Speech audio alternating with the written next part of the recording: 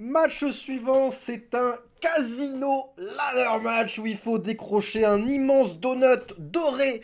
Et celui qui décroche le donut doré pourra affronter Wardlow ou Samoa Joe, tout dépend qui sera champion après Revolution la semaine prochaine lors Dynamite. Donc, l'enjeu est sympathique, que ce soit Wardlow ou Samoa Joe, on a un adversaire en face qui est plutôt fort, plutôt efficace. Alors, qui a donc l'occasion, de se battre pour ce match? On a Konosuke Takeshita, assez hot, il était présent dans les dernières semaines, il est assez puissant, hâte de voir ce qu'il va faire. Sammy Guevara, évidemment, Action Andretti qui revient, enfin, le projet Action Andretti, le projet de Chris Jericho pour élever les jeunes talents, hein, n'est-ce pas Chris? Merci beaucoup pour ta contribution. Air Fox, le pote de Kenny Omega, sûrement, Commander, oh, Commander, le petit gars avec son masque là, qui fait des moves assez impressionnants, vous allez voir, on va en parler de ces moves. Hein. Eddie Kingston et Ortiz qui ont dû oublier l'enjeu de ce match puisqu'ils ont préféré se battre à l'extérieur sans jamais revenir après dans le show, donc on va juste les mentionner, voilà, merci à vous.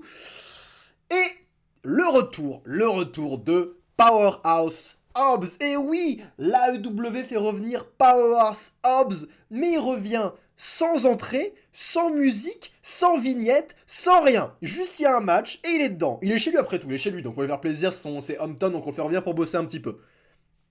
Putain, mec, enfin... Hobbs, j'adore Powerhouse Hobbs, j'adore ce gars, il est hyper prometteur, c'est un des jeunes talents de la AEW les plus prometteurs de leur roster. Mais... Putain, AEW quoi. Tony, t'as... La communication, le gars il fait son retour, y a rien, y a absolument rien. Pas de vignette, rien. Alors peut-être qu'il est venu à Rampage, hein. Je regarde pas Rampage. Qui regarde Rampage? Si vous regardez Rampage, dites-moi dans les commentaires, ça m'intéresse. Parce que je me demande qui regarde ce show. Mais bref, qu'il soit revenu à Rampage ou pas, mais communiquez là-dessus. Le retour de Powerhouse Hobbs, quand même. C'est pas n'importe qui, quoi. Non, le gars juste il revient et rien. Enfin, c'est... Bref, la communication, on s'en fout. Écoutez, ce match, je vais vous expliquer pourquoi je trouve que c'est de la merde. Je suis désolé. Hein. Je suis sincèrement désolé. Je n'ai pas aimé du tout ce match. C'était téléphoné, c'était chorégraphié, c'était lamentable. Pour faire un petit résumé de pourquoi je n'ai pas aimé, avant de rentrer dans les détails, en général, si je n'ai pas aimé, c'est parce que j'ai plus vu des gars, en général, qui passaient plus de temps à faire des constructions, des dominos, des Lego, en fait, avec des échelles, plutôt qu'essayer de gagner un match, en fait. Et c'est ça mon principal problème. Ce n'est pas que les spots, je trouve ça pas intéressant, que je trouve les offenses pas forcément crédibles tout le temps, que je trouve le manque de star power. Non, on parle pas de ça. On parle juste d'un manque d'enjeu là. Quand je vois Eddie Kingston et Ortiz se barrer du match pour se battre eux-mêmes, quand je vois des gars Air Fox, Commander qui font des cons sur les cordes et faire des constructions plutôt qu'essayer de monter l'échelle et remporter le match en fait, je ne crois pas à ce que je regarde. Je ne crois pas à ce que je regarde. Donc avant de parler de tout ce que je n'ai pas aimé, parce qu'il y a un gros listing que j'ai sous les yeux, je vais quand même mentionner ce que j'ai aimé. Ce match n'a pas été une catastrophe, il y a eu des beaux échanges. Et notamment quelque chose qui a eu lieu plutôt au début dans le match, ce face-off, cet échange entre Powerhouse Hobbs et Konosuke Takeshita qui sont sans conteste les deux talents les plus intéressants de tout ce bordel, clairement, et leur échange était percutant, était intéressant, on sentait du fight, on sentait de la véracité dans ce qu'ils faisaient. Aussi, je parle que je suis pas très fan des spots quand ils font chorégraphier. Mais à un moment, quand Sammy Guevara a fait son 60 bomb sur Action Andretti avec l'aide de Daniel Garcia, il y a un peu de storytelling. Action Andretti est pris plutôt cher. Sammy Guevara se fait aider pour faire son 60 bomb. Et je vais y revenir aussi sur l'état de Sammy Guevara. Mais bref, le 60 bomb en lui-même était impressionnant. C'est un heal qui le fait, donc encore une fois, sur un babyface. Donc quel est l'intérêt de faire ça? Parce que c'est un heal, on est censé le huer, pas l'acclamer pour ce qu'il fait. Bon, ça c'est le petit problème, mais encore une fois, ce spot-là était crédible. Il n'y a pas de problème. Et autre chose, Takeshita, sur ses faciès à la fin, sa déception d'avoir perdu le match, c'était les seules faciès de l'ensemble des catcheurs qui passaient leur temps à faire des moves sans vraiment trop d'émotion. Le seul qui a eu un peu d'émotion, c'est Takeshita, sur sa défaite à la fin, sur sa frustration. Là-dessus, très bien. C'est les trois seules choses bonnes, positives, que je vais retenir de ce match. Et j'ai une petite réserve sur 60 bombes, puisque j'en parlais tout de suite. Sammy Guevara qui fait un 60 bomb sur Action Andretti, ok, c'est cool. Mais Sammy Guevara qui fait ce même 60 bomb après s'être pris un putain de suplex ou un Falcon Arrow, je sais plus, où il était censé retomber sur l'échelle et il retombait à la place sur le sol puisqu'Action Andretti a mal visé. Sammy s'est pris le matelas pas en plein dans le dos. Action Andretti s'est pris les jambes dans l'échelle. C'était pas beau à voir. Vraiment, ça faisait pour moi, c'était un botch qui s'est passé. C'était pas du tout fait ça. Ils sont trop verts pour faire des trucs aussi dangereux à la télé.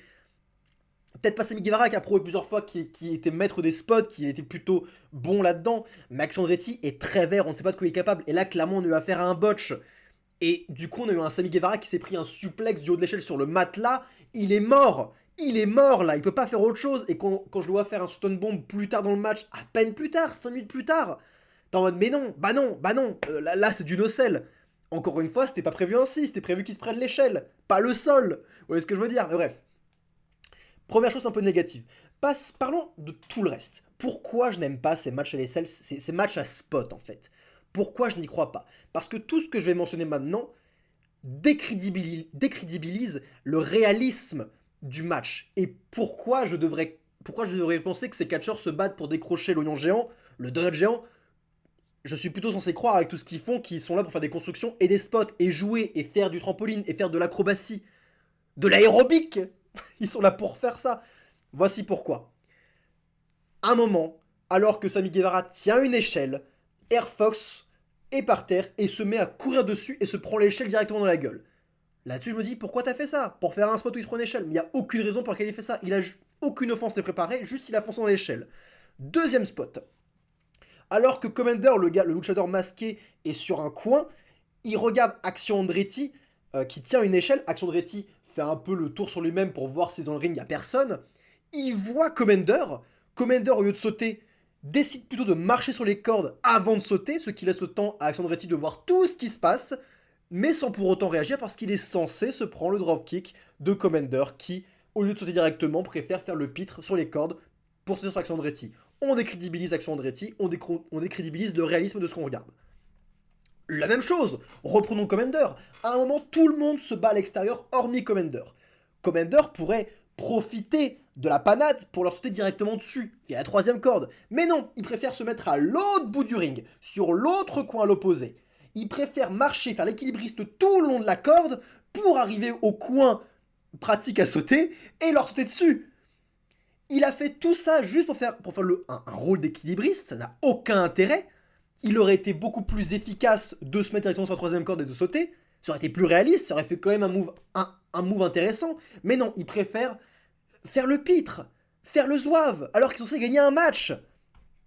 Ou même, je sais pas moi, plutôt que faire ça, tout le monde est en train de se battre, bah prends une échelle, profite de la panade et monte et décroche le truc. Profites-en. T'es encore en pleine forme, profite. Encore une fois, c'est le problème de ces matchs, c'est qu'on ne croit pas au réalisme.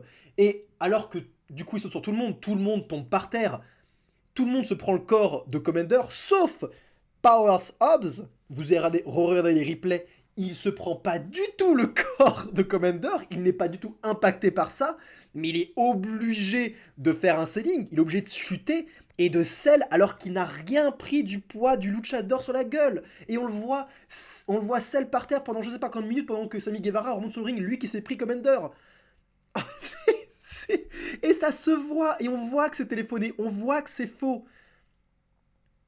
Sammy Guevara donc est sur le ring, quatrième spot, il a le choix entre prendre une échelle immense pour arriver justement pile poil sur l'oignon, ou une petite échelle. Il commence à prendre l'échelle immense, je me dis bah logique, et là il change d'avis, il prend la petite pour l'installer au milieu du ring, et je me dis mais pourquoi tu fais ça? Et bah parce qu'on a besoin de cette petite échelle pour ça, et la grosse échelle pour autre chose, parce que c'est prévu dans le scénario. Mais on voit Sammy Guevara se dire ah merde non c'est pas la bonne, et changer d'avis. Alors que logiquement, il avait la bonne échelle dans les mains. Encore une fois, ça sort du match, on se dit mais qu'est-ce que tu fais? Qu'est-ce que tu fais pauvre con? Qu'est-ce que tu fais? J'ai déjà parlé ensuite du suplex qui était botché, c'était pas un manque de réalisme, c'était juste un botch. Je me dis putain de merde, ils sont trop verts pour faire des trucs aussi cons que ça quoi. Mettez pas votre vie en jeu pour une merde pareille quoi, c'est trop dommage. C'est trop dommage de faire ça. On a ensuite Daniel Garcia, pote de Sammy Guevara, qui va intervenir parce que, évidemment, il n'y a pas assez de monde dans ce putain de ring. Hein. Tout le monde doit apparaître à la télé, à l'AEW, c'est comme ça que ça se passe, malheureusement. Donc on rajoute un visage en plus qui n'est pas dans le match, qui vient perturber, que si tu suis pas l'AEW, tu te dis, mais c'est qui ce connard? Et tu fais, mais c'est quoi ce bordel? Il y a trop de visages déjà, et t'es censé en plus retenir un gars que tu connais peut-être pas, qui apparaît sur le ring, qui est pas dans le match. Et t'es en mode, putain, mais c'est chiant, quoi. Et à la fin, Konosuke Takeshita, qui est sur le point de gagner, se fait arrêter par Hobbs, qui le rétame en rentrant dans l'échelle, mais en faisant ainsi, il plie l'échelle un peu en deux. Elle n'arrive plus à être stable, l'échelle. Elle a un peu pété, elle peut plus tenir toute seule.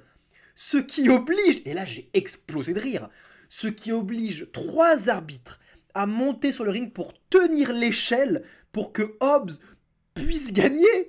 Et j'étais en mode, mais what the fuck? Il y a eu assistana de l'arbitrage pour que Hobbs gagne, là.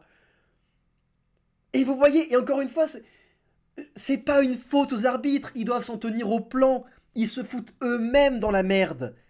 Bien sûr que c'est un accident. J'en veux pas à Hobbs d'avoir pété l'échelle, j'en veux pas aux arbitres d'avoir fait un truc aussi ridicule. J'en veux à l'idée de bouquer, de se mettre dans une merde pareille. Parce qu'il y a trop de monde dans le ring, trop de trucs à gérer, ça force les erreurs, ça force les accidents, ça force les dangers, et ça force les botches. C'était un botch, et du coup tu te mets dans quelle position? Bah tu forces les arbitres à clairement prouver que tout ce qui se passe devant toi c'est faux et c'est fake. Les arbitres ont assisté Hobbs pour gagner le match. Qu'est-ce que vous voulez que j'ajoute à ça? Ils se foutent dans la merde eux-mêmes. Ça n'a aucun putain de sens ce qui se passe. Aucun. Tu t'arrêtes 2 secondes, tu réfléchis, tu remets en question tout ce que tu vois à chaque seconde. Mais, heureusement que l'aftermatch était présent, un aftermatch classique mais bien. On a un face-à-face entre Wardlow et Hobbs, qui vient de gagner son oignon Jean qui tient dans ses mains. Et alors que Samoa Joe fait face à Hobbs, on a Wardlow qui arrive, directement toute la sécurité se ramène, tout le staff se ramène. Samoa Joe il sent qu'il est un peu en danger. Wardlow direct il se met à éclater toute la sécurité de manière assez brutale et assez réaliste. Il les envoie valser partout, c'est hyper jouissif. Joe il se barre. Et on a Hobbs qui fait moi j'ai tout mon temps. Il regarde en s'amusant Wardlow péter la gueule tout le monde. C'est hyper cool, les super faciès, c'est génial ce qui se passe. Et à la fin, Wardlow pète tout le staff. Il est où Joe? Il part le rechercher en coulisses et tout. Il le retrouvera pas. Mais c'est chouette, ça hype 2 matchs en un petit truc d'1 minute. Et c'est très bien fait. Tout le jeu est bon. Hobbs a eu des putains de faciès. Wardlow a été jouissif comme d'habitude. Et Samoa Joe a été réaliste. Mais putain, faut avoir tout ce bordel avant, tout ce non-sens pour arriver à ça, quoi. Bref.